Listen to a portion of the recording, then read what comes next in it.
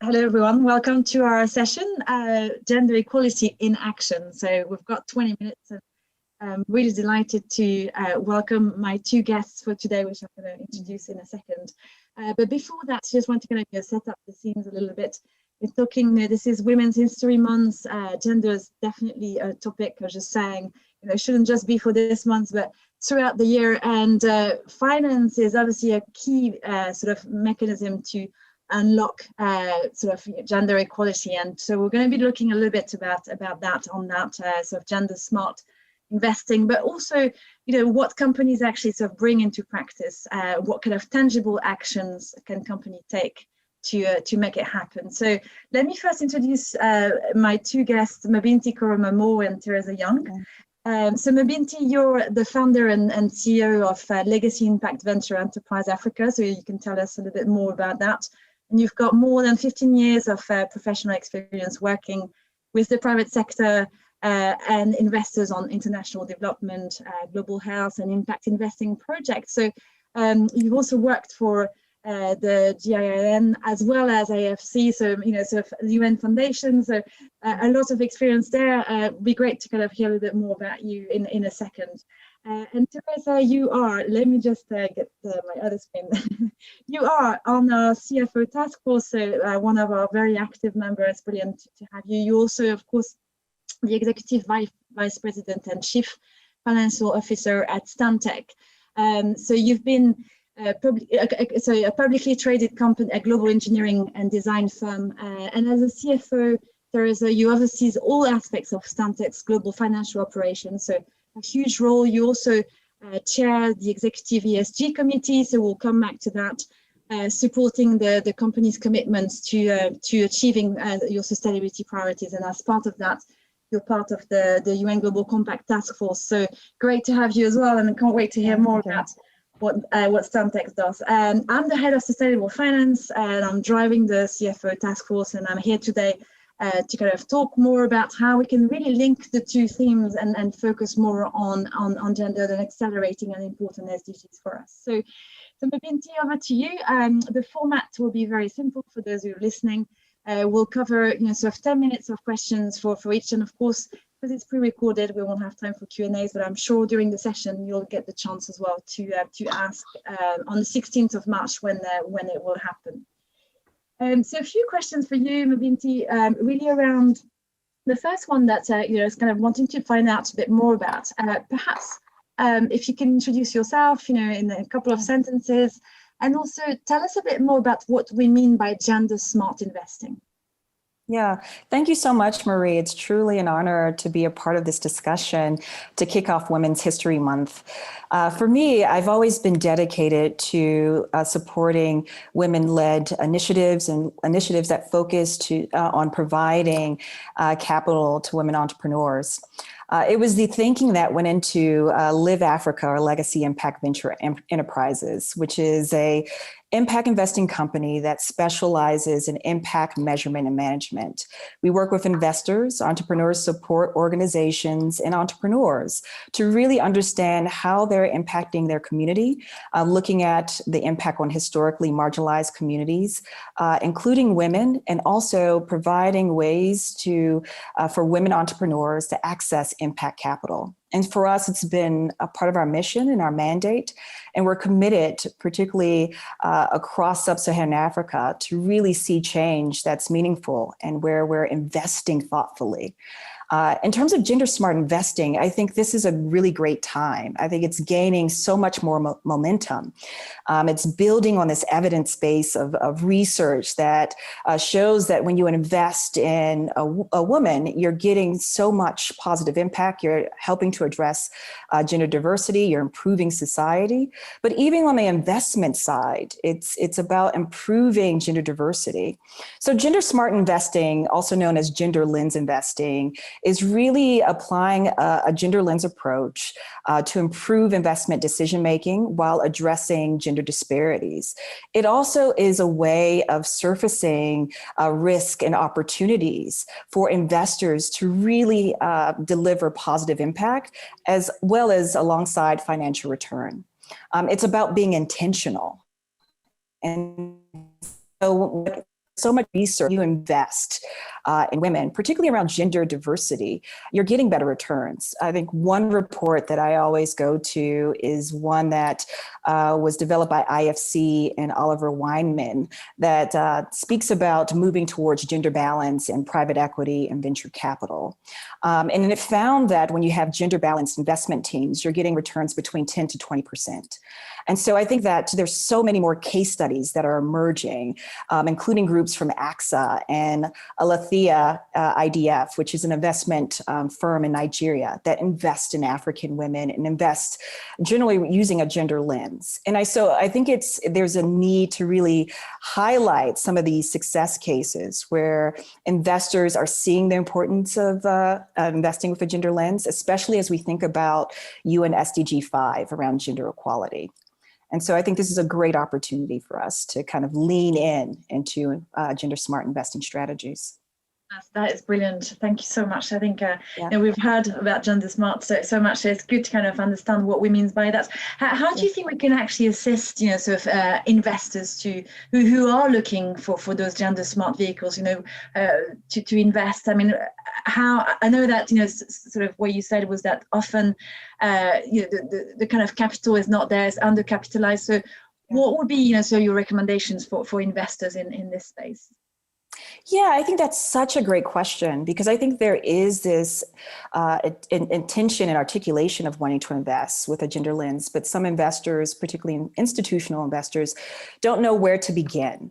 I think to solve for that, there's some tools and resources that provide practical steps for investors, including kind of looking within your organization. Do you have gender diversity within your investment teams? And also exposure to how other investors, especially private investors, are adopting a gender mandate. It's also really providing examples to institutional investors of what are the investment products and how do you begin to look at your portfolio through a gender lens. And so one way of doing that is looking at how do I apply a gender lens in terms of my investment analysis.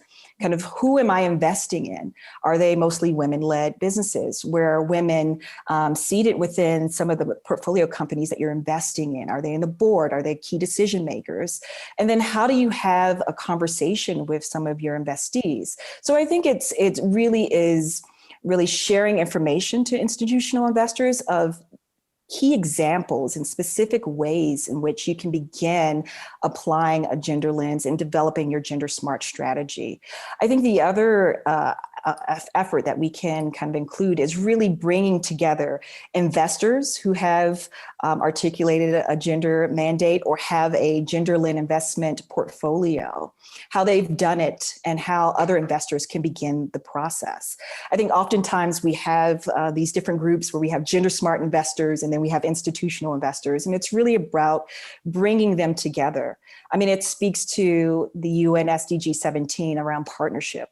And I think this is an opportunity to kind of bring together communities of people who understand the importance of investing of a gender lens. It's about addressing some of these financing gaps, but it's ultimately just good investing. It's if you look at Calvert Impact Capital, they have such a great wealth of research around how they adopted a gender smart investment approach with the report that is just good investing.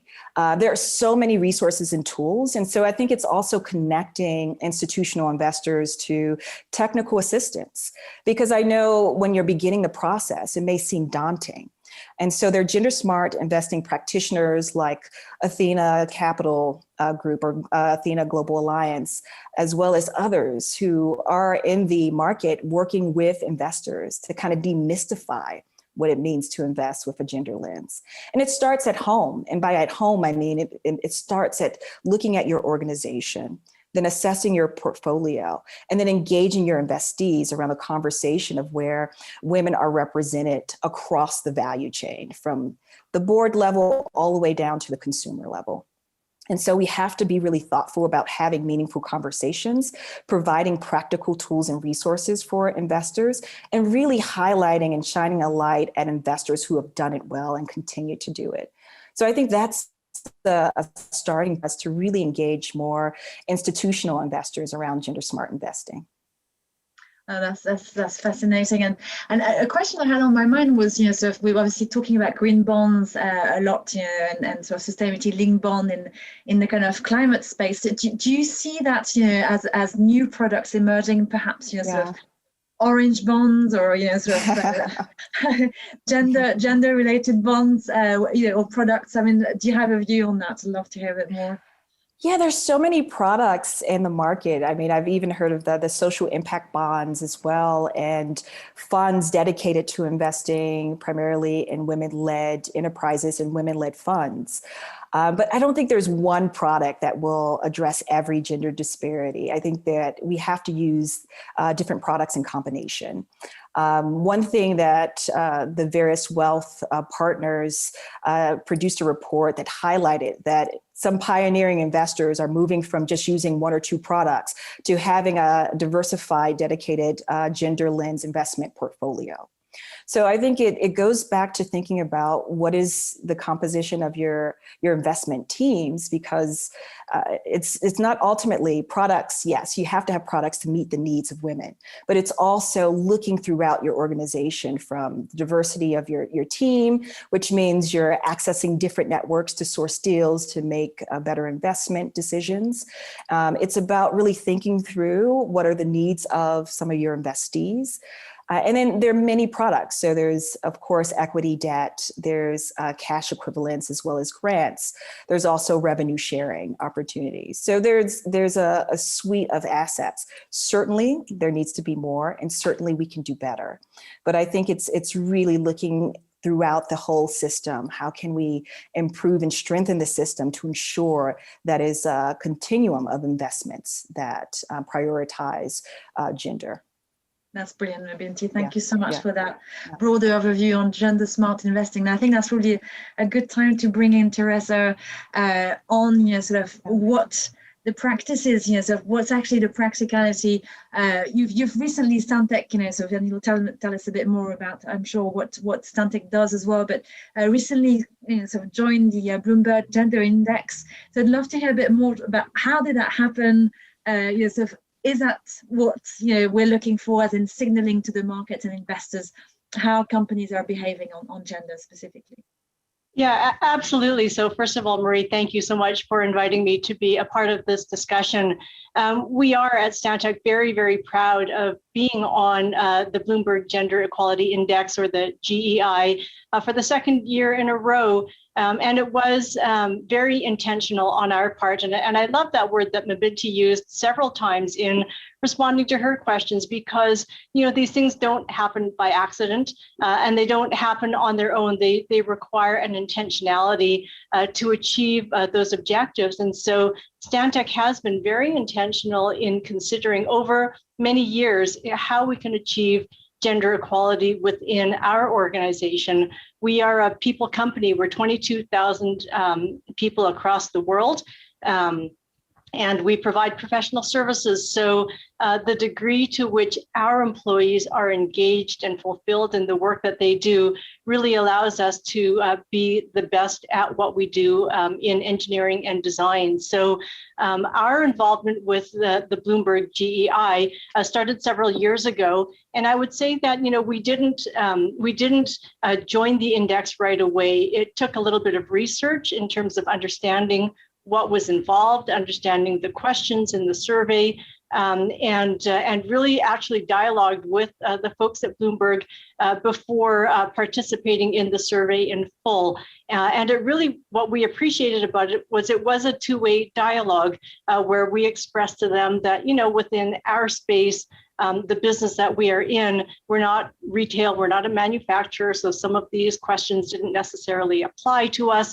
And they were very generous in working with us around how they could continue to evolve the GEI framework to fit a business like ours. So that was very helpful. And then, as I said, for 2 years now, we have been on the index. I do think that being, kind of evaluating and understanding the GEI index is a great starting point for companies. and they can use it as a framework in developing commitments around advancing gender equality. So the survey can help you, look at it from different perspectives when you're considering your programs. And it's also a very good tool for tracking your progress in this regard. And to me, what makes the GEI particularly useful is it does provide that standardized approach. So it allows you to benchmark your policies and your performance against your peers on a basis that is comparable. And so, I think that this is all very helpful. And for Stantec and other companies on the index, it highlights the desire to be very public and transparent in your commitment to gender equality and to drive that continuous improvement. But I think what's important around the index itself is to recognize that it is just a starting point. I think it does provide a good framework, but it needs to be informed by what it is that you're actually trying to achieve on the front of gender equality. And so what we've found is that it's very powerful to marry the GEI framework with the aspirations that are embodied in the women's empowerment principles. And we're a signatory to that as well. So this has allowed us to take a principle-based approach to gender equality and to drive it with real purpose. No, thank you so much. I can see so many synergies and between the two conversations, so flowing. I mean, I know when we had our conversations, Teresa, you were talking about the gender pay gap. I just thought it was so interesting, particularly, what you've done on that. So I don't know if you could sort of shed some lights maybe on that specifically, because it's something that sadly, we're still seeing in many different markets. So I'd love to, hear your views on that. Yes, absolutely. One of our core values at Stantec is that we do what is right. And, the idea of pay equity really, falls squarely into that classification. And so, we are very, very proud of the progress we've made here. In 2020, we conducted a pay equity study amongst our North American staff, and that represents about 76% of our 22,000 person workforce. So, conducting a study like that is a lot of work because you have so many different levels of employees. You have different geographies where, the pay scale can be different, is different. But we undertook the effort because we believed it was very important to understand, where we were at on pay equity. And what the study found is that overall, our pay gap is about 3% between men and women. And we also found that since 2018, women have received higher pay increases on average and are being promoted at a higher rate than men. So for us, this was really terrific validation of our commitment to gender equality, that it's real and it's being lived throughout the organization. And I'm especially proud that we achieved that without using quotas or targets. And I know that quotas and targets can be a helpful tool in achieving things like pay equity. But for us, it was important that it was something that was instilled in our culture, that doing what is right in paying equally for work of equal value was just something that was important for us to do. And so we're really pleased with the results of that study. And even though 3% is a very good result on pay equity, it's still a gap. And so we're continuing to monitor this, and our goal is to close that gap once and for all. Well, that's a fantastic, I think, objective for the months or years to come. So thanks so much for sharing that. We are coming to the end of this session. So really wanted to kind of give you the opportunity, both of you, to kind of a final sort of recommendation of word before I close down. But for me, I'm going to keep intentionality as the big focus of this, and really kind of having sort of this drive of culture and meaningful conversation. So for sure, it needs to happen in collaboration. But Binti, would you like to perhaps sort of add a little bit before we close? Yeah, thank you again for this opportunity. I think as we have this great momentum around gender smart investing, I see opportunities to invest in more funds that are managed by women, more entrepreneurs who are seeking impact capital from institutional investors. And as we celebrate Women's History Month, this is a time to kind of do more research and be able to be engaged and open to the opportunities that gender smart investing provides. There's so many resources to kind of guide your starting point, including the private equity and value creation, a guide to fund managers who are seeking to invest gender smart investments that was recently produced by IFC. And I think that we just have to open our networks, embrace gender diversity. And then when we embrace that diversity, we're able to generate material impact and also be on the pathway to really produce greater financial performance for women and just strengthen our entire ecosystem. So I think I'm really excited and optimistic that we can do this in 2021 and continue to do this beyond 2030. Brilliant. And Teresa, final words before we close. You know, what I really encourage companies to do if they are looking for ways to really accelerate the progress that they're making is to spend some time looking at the women's empowerment principles, because it really can provide you with not only aspirations for what you can achieve, but a bit of a roadmap for how you can get there. And I think that for us, that's been a very, very important element of our journey. You know, I think it's great that companies and the investment community is beginning to realize that a company that treats all of its employees equally will be more strategic, will drive better productivity, will have higher employee engagement, and ultimately, you know, deliver a better return on investment. And so, you know, I'm really pleased that the conversations are happening and we're on the right track, but we still have a lot to do. Yes, and I'm sure it's going to take some men as well to make it happen. But thank you very much, both of you, for joining today. It's been sort of very insightful for me, and hopefully the audience sort of too. We'll be sort of sharing the links to practical guides that we refer to, and there's going to be more of those kind of conversations for sure. So thanks so much for your time and for joining us, and have a great month for sure. Thank you. Thank you.